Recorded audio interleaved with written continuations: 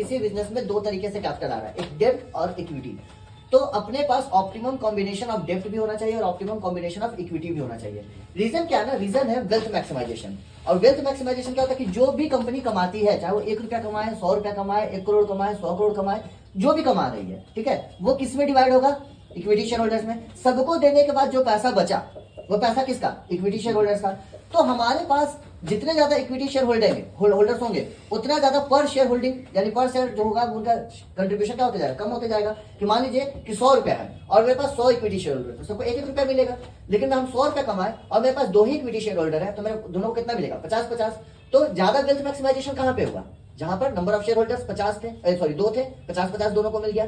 तो यही चीज डिसाइड करना कि भाई हम कौन सा टूल अपनाएं जिससे मेरा वेल्थ क्या हो जाए? मैक्सिमाइज हो जाए। यानी हम ज्यादा पैसा दे सके किसको? शेयर होल्डर को। हमको डिवेंचर होल्डर्स को ज्यादा इंटरेस्ट देने में कोई नाम नहीं है, हमको बैंक को ज्यादा इंटरेस्ट भरने में कोई नाम नहीं है। नाम क्या है कि जो भैया मेरे यहाँ रियल इन्वेस्टर्स है, जो प्राइमरी रिस्क बियरर्स है, जो इक्विटी शेयर होल्डर्स है, उनका वेल्थ क्या हो जाए? मैक्सिमाइज हो जाए। तो कैपिटल स्ट्रक्चर जो हम लोग फाइनेंशियल प्लानिंग कर रहे थे उसके अंतर्गत हम लोग डिसाइड कर रहे थे कैपिटल स्ट्रक्चर। और कैपिटल स्ट्रक्चर जो है उसका प्राइमरी ऑब्जेक्टिव यही था कि भाई वो मेथड्स, वो टूल, वो तरीका अपनाओ डेब्ट और इक्विटी के कॉम्बिनेशन का, जिसके थ्रू तुम क्या कर सको?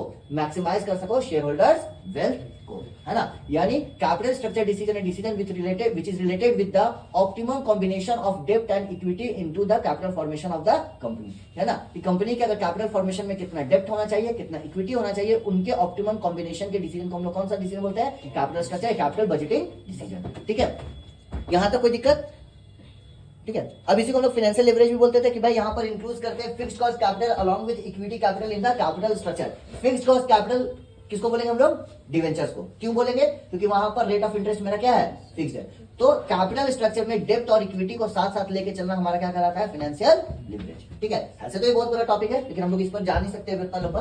ट्रेडिंग और equity means use of fixed capital with equity capital so that the income of equity shareholders can be raised. Trading और इक्विटी मतलब डेब्ट के साथ साथ इक्विटी का यूज करना ताकि मेरा शेयरहोल्डर्स वेल्थ क्या हो सके? मैक्सिमाइज हो सके। यानी ऐसा डेब्ट और इक्विटी का कॉम्बिनेशन रखना जिससे मेरा शेयरहोल्डर्स का वेल्थ क्या हो? मैक्सिमाइज हो। एग्जांपल के थ्रू हम लोग चले थे कि दो कंपनी है, ए लिमिटेड और बी लिमिटेड, और दोनों को कितना चाहिए? 5 लाख रुपया, है ना। अब दोनों को 5 लाख चाहिए। ए लिमिटेड जो है वो पूरा का पूरा 5 लाख किससे ले लिया? इक्विटी से। और बी लिमिटेड क्या किया? 2 लाख रुपया इक्विटी का लगाया और 3 लाख रुपया किसका लगाया है? डेब्ट का। दोनों का 5-5 लाख रुपया हो गया। अब हम लोग देखते हैं कि क्या हो रहा है ईपीएस के साथ। तो ईबीआईटी यानी सब खर्च करने के बाद interest, earning before interest and tax. EBIT का फॉर्मूला क्या हुआ? Earning before interest and tax. सब खर्च करने के बाद इंटरेस्ट और टैक्स देने से पहले मेरे पास कितना पैसा बचा है? ए के पास भी 1 लाख है और बी के पास भी 1 लाख है। ए क्या कोई इंटरेस्ट बढ़ेगा? नहीं, क्योंकि पूरा का पूरा 5 लाख इसका क्या था? खुद का था। तो इसके पास अर्निंग बिफोर टैक्स कितना बचा? 1 लाख रुपया। गवर्नमेंट ने टैक्स मारा 30%, यानी 30,000 रुपया चला गया। कितना बचा? 70,000। और 70,000 को हम लोग किससे डिवाइड करेंगे? Number of equity share. तो हमने बोला ना भाई कि फेस वैल्यू एक इक्विटी शेयर का कितना है? 10 रुपया। तो अगर हम 5 लाख रुपया मार्केट से उठाए हैं, एक शेयर का वैल्यू 10 रुपया, तो कितने नंबर ऑफ शेयर होल्डर्स होंगे? 50,000। 50,000 इंटू 10 के होंगे तब तो 5 लाख आया। तो 50,000 इक्विटी शेयर्स में हम लोग कितना पैसा बांटेंगे? 70,000। सबको कितना मिलेगा? 1.4, है ना, 1.4 या समथिंग ऐसे इतना ही पैसा मिलेगा। यानी 1 रुपया 40 पैसा के लगभग हम लोग सब क्या करेंगे? कमाएंगे। यही है, ठीक है। अब यहां पर देखते हैं, 1 लाख रुपया इसके पास भी ईबीआईटी का था, earning before interest and tax. इसमें हमने कितना दे दिया? 30,000 दे दिया। किसका? इंटरेस्ट का। क्यों दिया? समझो। क्योंकि हम लोग यहाँ पर 2 लाख रुपया ही इक्विटी से उठाए थे, 3 लाख रुपया कहां से उठा लिए थे? डेब्ट से। और डेब्ट का रेट कितना दिया हुआ है? तो यहाँ ईबीआईटी में से क्या माइनस हुआ? Interest. Interest at the rate of 10%। तो 3 लाख का 10% कितना हुआ? 30,000। तो बचा मेरे पास कितना? सोचो, यहाँ पर टैक्स के पहले मेरे पास बचा था 1 लाख, यहाँ पर बचा कितना?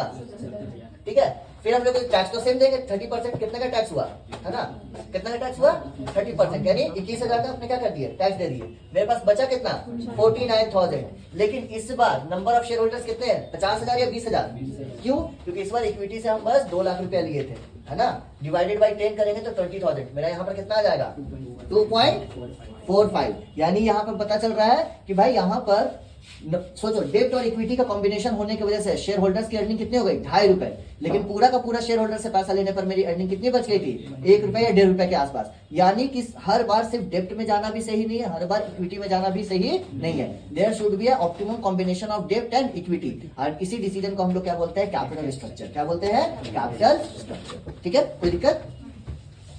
नॉमिनल सा पॉइंट है फिक्स्ड कैपिटल और वर्किंग कैपिटल। फिक्स्ड कैपिटल क्या होता है? वो लॉन्ग टर्म फंड जो हमको चाहिए, जो हम इन्वेस्ट करते हैं to purchase fixed assets of the organization, उसको हम लोग क्या बोलते हैं? Fixed capital. वर्किंग कैपिटल जो हमारे डे टू डे रिक्वायरमेंट्स को क्या करता है? है ना। तो अब हम लोग दो तरीके का वर्किंग कैपिटल देखे थे, ग्रॉस वर्किंग कैपिटल और net working capital. Gross working capital क्या हो गया? टोटल ऑफ करेंट एसेट्स को हम लोग क्या बोलते हैं? Gross working capital. And current assets में से जब करेंट लायबिलिटीज को माइनस कर देते हैं, जो अमाउंट बचता है उसको हम लोग क्या बोलते हैं? Net working capital. ठीक है। वर्किंग कैपिटल किन किन चीजों के लिए जरूरत है? तो डेली के खर्चों को मेंटेन करने के लिए, करेंट लायबिलिटीज को टाइम पर पे करने के लिए, कैश डिस्काउंट का एडवांटेज लेने के लिए। पढ़े हो ना 11th में कि कैश डिस्काउंट देते थे तो हमको कम पैसा पे करना पड़ता था, तो कहीं पर कैश डिस्काउंट देने के लिए तुम्हारे पास वर्किंग कैपिटल होना चाहिए। प्रोडक्शन कंटिन्यू करने के लिए, और मार्केट में अगर तुम्हारे तरफ कोई अपॉर्चुनिटी दिख रहा है तो उस अपॉर्चुनिटीज का फायदा उठाने के लिए। ठीक है। फैक्टर्स क्या क्या है? नेचर ऑफ बिजनेस पर डिपेंड करेगा वर्किंग कैपिटल, है ना, कि अगर फैक्ट्री है तो तुमको वहां पर वेजेस वगैरह का पेमेंट करना है, तो वहां पर वर्किंग कैपिटल का रिक्वायरमेंट अलग होगा। अगर ट्रेडिंग है तो वहां पर वर्किंग कैपिटल का रिक्वायरमेंट अलग होगा। इससे स्केल ऑफ ऑपरेशन, बड़े लेवल पर ऑपरेट कर रहे हो तो वर्किंग कैपिटल ज्यादा लगेगा, छोटे लेवल पर ऑपरेट कर रहे हो तो कम लगेगा, है ना। बिजनेस साइकिल, बिजनेस साइकिल क्या होता है? रॉ मटेरियल परचेज से लेके गुड्स को बेच के पैसा रिकवरी करने तक के प्रोसेस को हम लोग क्या बोलते हैं? Business cycle. कि रॉ मटेरियल खरीदे, प्रोडक्शन किए, गुड्स बन के तैयार हो गया, फिनिश गुड्स, फिर उसको सेल किए, फिर उधार पे सामान ले गया, उधार वाला हमको लौटाया, ये पूरा साइकिल जितने दिन में कंप्लीट होता है इसको हम लोग क्या बोलते हैं? Business cycle. अब बिजनेस साइकिल तुम्हारा जितना बड़ा रहेगा, यानी डेटर से पैसा उतना लेट आएगा, और जितना बड़ा उतना ज्यादा तुमको वर्किंग कैपिटल लगेगा, जितना कम है उतना तुमको कम वर्किंग कैपिटल लगेगा। सीजनल फैक्टर, सीजन के टाइम में तुमको ज्यादा लगेगा, ऑफ सीजन तुमको वर्किंग कैपिटल कम लगेगा। ठीक है। क्रेडिट अलाउड, तुमको कितने दिन का क्रेडिट मिल रहा है, सॉरी कितने दिन का क्रेडिट तुम अलाउ कर रहे हो। सामने वाले को अगर तुम 15 दिन का क्रेडिट दियो तो तुमको 15 दिन पैसा खुद से मैनेज करना पड़ेगा। क्रेडिट अवेल्ड, तुम सामने वाले से कितने दिन के लिए क्रेडिट ले पा रहे हो। अगर सामने वाले तुमको 5 दिन के लिए उधार दिया, तुमको 5 दिन के अंदर तुमको पैसा लगेगा। सामने वाले तुमको 15 दिन का उधार दे दिया, तुमको 15 दिन बाद लगेगा। तो जितना ज्यादा क्रेडिट अवेल्ड उतना कम वर्किंग कैपिटल, जितना कम क्रेडिट अवेल्ड उतना ज्यादा working capital, and vice versa. जितने ज्यादा दिन के लिए अलाउ करोगे उतना ज्यादा वर्किंग कैपिटल लगेगा, जितने कम दिन के लिए अलाउ करोगे उतना कम वर्किंग कैपिटल। ऑपरेटिंग एफिशिएंसी, अगर वेस्टेजेस कम है तुम्हारा तो तुम्हारा वर्किंग कैपिटल कम लगेगा, वेस्टेजेस ज्यादा है तो वर्किंग कैपिटल ज्यादा। ग्रोथ प्रोस्पेक्टस, अगर तुम ज्यादा ग्रो कर रहे हो, ज्यादा ब्रांचेस खोल रहे हैं, है ना, स्केल ऑफ ऑपरेशंस बढ़ रहा है, तो वहां पर तुमको वर्किंग कैपिटल ज्यादा लगेगा। अवेलेबिलिटी ऑफ रॉ मटेरियल, सोचो कि अगर तुम जब चाहो तब रॉ मटेरियल खरीद सकते हो। जैसे मान लो कि हम पढ़ाते हैं, हमको चौक लगता है, और चौक किसके पास है? निशान के पास है। निशान कहाँ है? मान लो नीचे वाला, नीचे में है, ठीक है, नीचे वाली दुकान में। हमको जैसे चौक लगेगा निशान से मंगा लेंगे। हमको चौक का पूरा बॉक्स खरीदने की जरूरत है क्या? नहीं, हम जब चाहेंगे तब इससे मंगा सकते हैं। लेकिन निशान कहाँ रहता है? राजस्थान में। अभी जब हमको चौक भेजेगा वहां से आने में 15 दिन लगेगा, तो हमको जब भी बिजनेस करना पड़ेगा तो कितने दिन का स्टॉक मेंटेन करके? 15 दिन का। तो अगर हमको इजिली रॉ मटेरियल अवेलेबल है तो कम वर्किंग कैपिटल लगेगा, अगर इजिली अवेलेबल नहीं है तो हमको ज्यादा लगेगा। लेवल ऑफ कंपटीशन, कंपटीशन ज्यादा रहेगा तो ऑफर और स्कीम भी तुमको ज्यादा देना पड़ेगा, तो वैसे केस में तुमको ज्यादा वर्किंग कैपिटल लगेगा। लेवल ऑफ कंपटीशन कम है तो तुमको वर्किंग कैपिटल का ज्यादा रिक्वायरमेंट नहीं है। एंड इन्फ्लेशन, सब कुछ महंगा हो गया है, तो जब सब कुछ महंगा हो गया तो तुमको ज्यादा पे करना पड़ रहा है, ज्यादा पे करना पड़ेगा तो तुम्हारे लिए वर्किंग कैपिटल ज्यादा। इन्फ्लेशन नहीं है, डिफ्लेशन है, तो तुमको वर्किंग कैपिटल क्या हो जाएगा? कम लगेगा। ठीक है। चलो फिक्स कैपिटल में भी सेम वही देख लेते हैं। नेचर ऑफ बिजनेस, अगर तुम्हारा किस तरीके का बिजनेस है, फैक्ट्री है, तो वर्किंग फिक्स कैपिटल ज्यादा, क्योंकि मशीन वगैरह तुमको ज्यादा लगेगा। स्केल ऑफ ऑपरेशन, जितने बड़े लेवल पर ऑपरेट करोगे उतना ज्यादा मशीन, जितना ज्यादा मशीन उतना ज्यादा fix capital. Choice of technique, अगर तुम कैपिटल इंटेंसिव में जाओगे तो तुमको ज्यादा मशीन चाहिए, ज्यादा मशीन तो ज्यादा फिक्स कैपिटल। लेबर इंटेंसिव में जाओगे तो तुमको ज्यादा रिपेमेंट वेजेस देना पड़ेगा, तो वहां पर कम वर्किंग कैपिटल। टेक्नोलॉजी अपग्रेडेशन, जैसे जैसे तुम्हारा मशीन अपग्रेड होगा तुम्हारा फिक्स कैपिटल ज्यादा लगेगा। डाइवर्सिफिकेशन, तुम नए नए बिजनेस में जितना ज्यादा इन्वेस्ट करोगे उतना ज्यादा तुमको क्या लगेगा? Fix capital. ग्रोथ प्रोस्पेक्ट हो गया ना, ग्रोथ प्रोस्पेक्ट, जितने ज्यादा ब्रांचेस, जितने ज्यादा प्रोडक्ट्स, उतना ज्यादा तुम्हारे लिए क्या रहेगा? फिक्स कैपिटल का रिक्वायरमेंट बढ़ेगा।